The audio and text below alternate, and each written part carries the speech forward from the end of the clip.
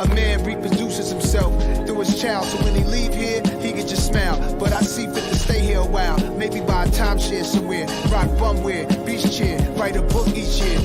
You can write yourself out of your blessings. Wreck your Lambo the first stages by driving too reckless. Time is too precious, these some obvious lessons. Please remind me to watch my step while I balance on edge and ski on the slopes of life. Slide down the Ave at night, watching them graphing graffiti on walls, that's the sight. Cars from Germany, I be pushing the fastest type. Looking at real estate, brother, I need the asking price. Imagine another rapper making me perspire. I got more styles and more flows, plus I'm much flyer. I got more heights to reach, but I'm already higher. I'm already on to the next thing. Peace and bless, King. What's going on? What is going on, people? Once again, it's Monday, November 7th, 2022. We're deep into it, man. We're deep into it. We've turned the corner. We're in the holiday season. Lots of things going on. I hope you guys are staying encouraged, staying blessed. I appreciate you guys for checking in Mondays, what it takes. We're going to go over some stuff, man. I'm calling this month Mindset November, and it might be Mindset December. Very, very important. I'll share with you some of that information as we go along. But prior to that, let's go quickly. Let's do some let me see. Yeah, let's do some housekeeping, guys. Remember to like, share, subscribe, depending on what platform you're watching this on. I really do appreciate it. It's encouraging. I just thank you all for you all continued support of the channel. Also want to remind you guys, Wednesdays, it starts with me, Joe with Tenacity Foundation, my brother from another mother. Yeah, go check him out. Also, Beethoven Francois, guys, go check it. Hustler's Motivation. He just interviewed McCrae's over McCrae's Barbecue. Go check it out. Beethoven's always dropping the heat. And then, of course, on Friday, we culminate the week with Community Beacon. Guys, this month we're talking about gratitude. We're talking about gratitude. Last episode was done very, very well. It was good because on Sunday, you know, when certain thoughts start to creep into your mind, you always can remember to be grateful. So it's a great reminder. It's great. It's the reason for the season, guys. Remember, Thanksgiving is coming up. So being thankful for everything we have. If you're watching this channel, whether it's on your laptop or whether it's on your mobile device, you got to be grateful for that because a lot of people don't have it. So let's get into it. Let's move into it. We're going to some real estate news. There was actually two articles I want to highlight with real estate news. First off, what happened last week? The Feds upped the interest rate 0.75 of a point. I think they said it's the fourth right here. You're reading it, the fourth straight time. Went from 3.75 to 4%, and they're still saying they have a way to go. So we're going to continue seeing rises in the interest rate, which does affect the housing market. There's not a direct correlation with the rising of the rates. As you've seen, sometimes it's raised and we actually went down. However, it does the information without people actually knowing why. So people kind of put those two and two together, although they're not directly correlated, but they do have some significance. So we'll get down here because last week it got up to 7%. It says right here, yeah. So last year, this time it was 3.14%. We had some really good times, guys. Under 4%, under 5% interest rates on homes, and the homes were a lot lower. The prices were lower. And now we're up to 7%. It went up for a little bit and then it came down at 7%. And it says sales of existing homes have dropped for 8 straight months. So we're still in the sales market. Homes are staying on the market about 30, 31, 32 days here in the northern Palm Beach County area. So if you want to sell, there's still buyers out there that want to buy, but you know, there are some concessions that need to be made, and there's a lot of different programs and where a seller can get what they want, sell the home at the top price, and the buyers can get what they want, a lower interest rate. So definitely reach out if you have any questions in regards to that.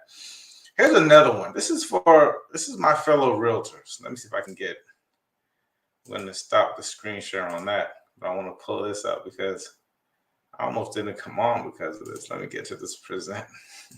I always find these articles interesting. This was that our commission still negotiable after an offer. And so this person submitted a question, I believe, to the magazine. The person who's okay, she's the attorney for the Florida's Realtor, Director of Local Association Service. She's an attorney. So this is what was said. After buyer submitted an offer, the listing broker asked, okay, let me break this down in English for those of us who aren't agents and some of us agents that don't necessarily understand the terminology.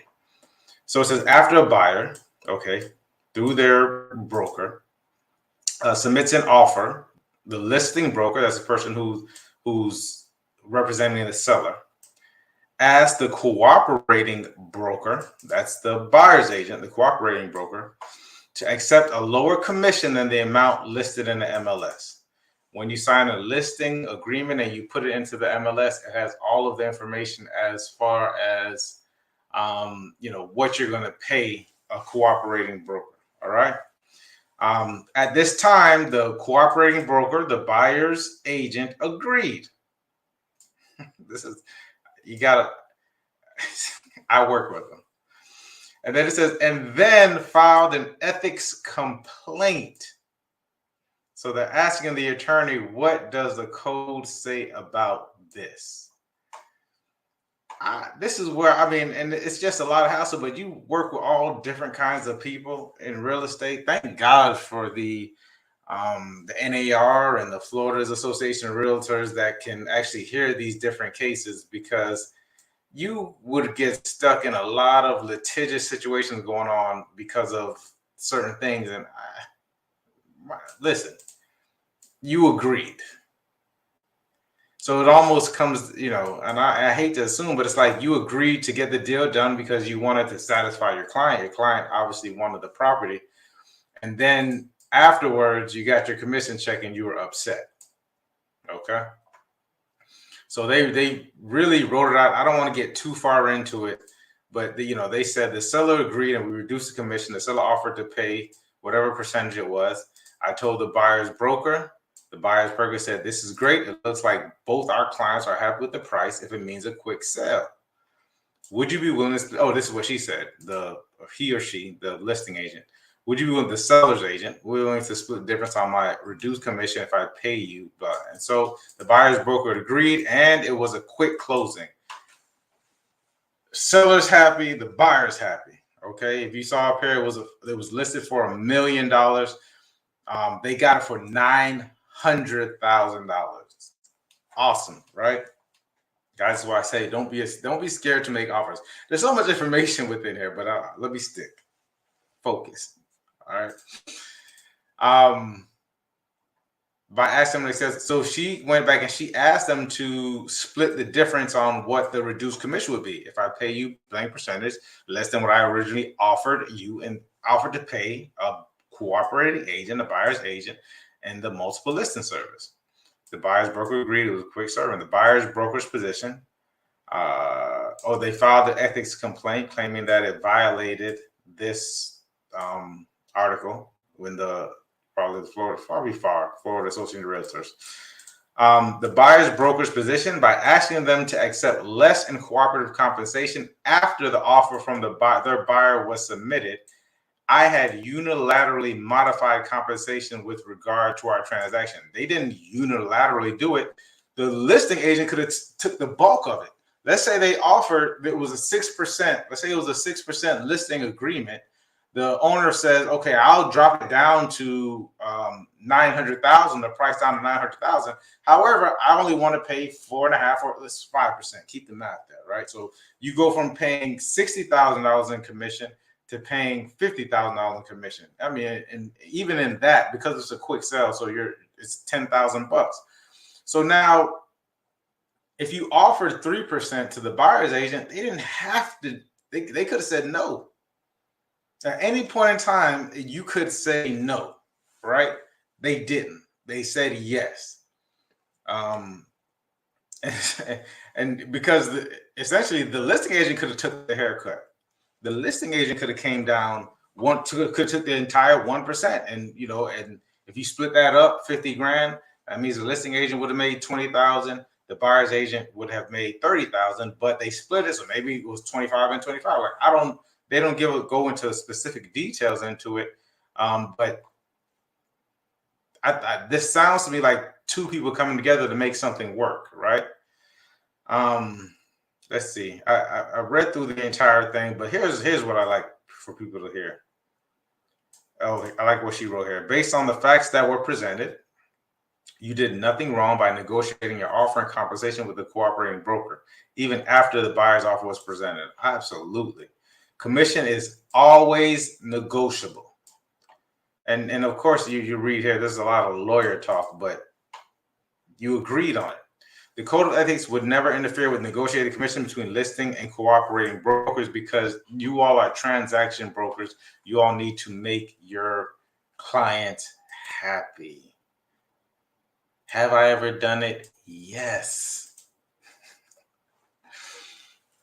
After you exhaust all other possibilities, if you can make a deal come together and make the seller happy and the buyer happy, heck of a deal for the buyer in that case, getting a property for $100,000 less. I guess you reduce commission to $900,000 at that point in time, because that was that. But the seller getting what they want, the buyer gets what they want. Go get another deal, right? I always got interested in people. I mean, unless it was something malicious, but who am I, right? Guys, there's no competition. There's only creation, which is a great segue into what we'll be talking about and what we'll be going over as we move through November. It's really going to be based on I'm going to give you guys a lot of resources. You're going to get a lot of resources this November. So I suggest that either you watch this again or you take notes while you watch this latter part of the show. I was listening to one of my real estate coaches the other day, maybe about 3 weeks ago. And when I say that it was a light bulb moment, like it went off in my mind about exactly how I should continue within all of my business, within life in general. And I don't know why I put an equal sign. It should be a dash sign. She said while you're working through your business, so you say you spend 8 to 10 hours a day on your business, it should be either be involved with these 3 different things. It should be mindset, action, scratch the equal sign, and skills. Guys, let me see if I can change that. I think I gotta hide it and then I change it, because I don't want you all to say that, because they're all separate. Okay. So it's mindset, action, and skills. Mindset, action, and skills. And I actually put it in order of what I feel is the most important. And she agreed. But I don't think she agreed on this, but I feel like this is the most important. Number 1 is mindset. Getting your mindset right. Who are the people that you're hanging around? What are the books that you're reading? What is the information that you're taking in? Right? That's all a part of your mindset. What's deep? What's in your subconscious? What is implanted? What's impressed in your subconscious? You're all gonna love this stuff that I'm gonna give you all. And then, of course, I say just take action. You should just be doing whatever it is in order to move your business forward, right?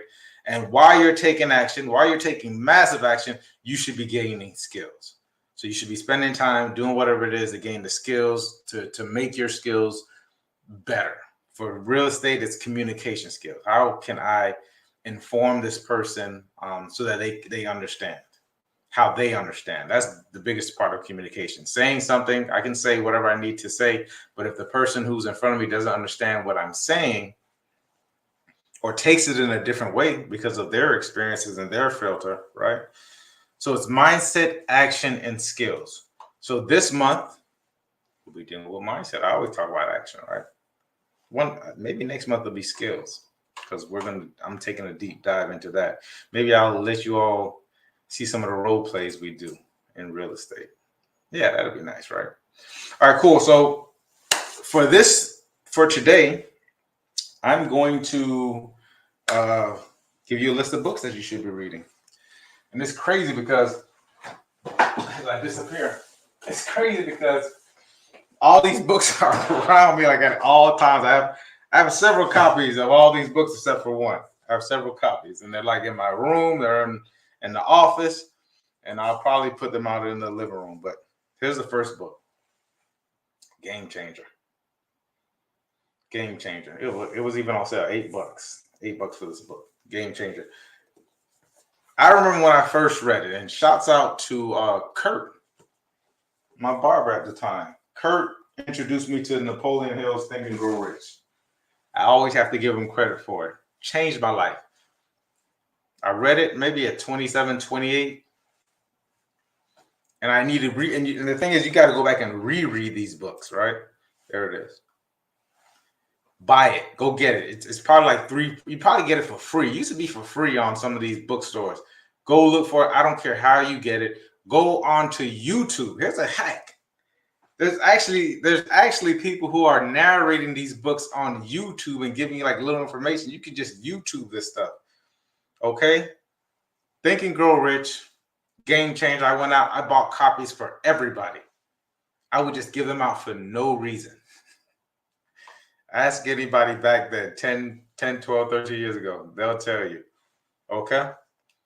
Go get that one. Next book.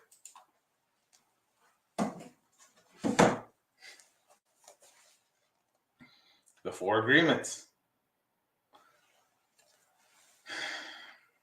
The Four Agreements. And these books, all these, I think Think and Grow Rich is a little bit longer. You might want to do a chapter a week or maybe a chapter every 2 weeks, depending on where you go and what actually resonates with you. Four Agreements is a pretty small book too. It looks like it's less than, it's about 130 some pages. When you start thinking about your beliefs and how you approach different things in life, what was taught to you, whether it's what was taught to you, must read. If you have any questions about these books, please feel free. Here's my last book that I'm going to recommend. You guys know I like to do things in threes, right? Wallace D. Wallace, and there's actually 3 books here. You probably can't see it, but The Science of Getting Rich. The Science of Getting Rich. You're gonna love it, guys. Oh, here it is. Let me put it. This is how you get it. Short read as well. Very short read. And for extra credit, it's not necessarily a book. And I don't have this book is actually on its way. This is a little bit headier. And it does challenge some things, but go look up this author, Neville Goddard. Go listen to some of his lectures back from 19th. A lot of these books took place back in the 30s, 40s, 50s, 60s. You can understand why it was the Great Depression at the time. And this is going to be great for us because of where we are now. A lot of us are hearing a lot of different things. Go read these books instead of listening to the news. Okay. All right. I really have to get up out of here, guys. Let's discuss this. And we'll be discussing these 3 books for the rest of the month, along with some other mindset things that I'm working with and working on. And I'm going to have a lot more resources. I think next week I'll probably do resources in regards to some YouTube channels that you can listen to that are pretty good at listening to. So, guys, other than that, I love you guys.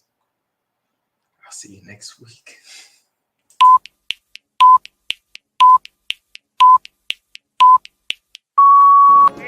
A man reproduces himself through his child, so when he leave here, he can just smile. But I see fit to stay here a while, maybe buy a timeshare somewhere, rock bumware, beach chair, write a book each year.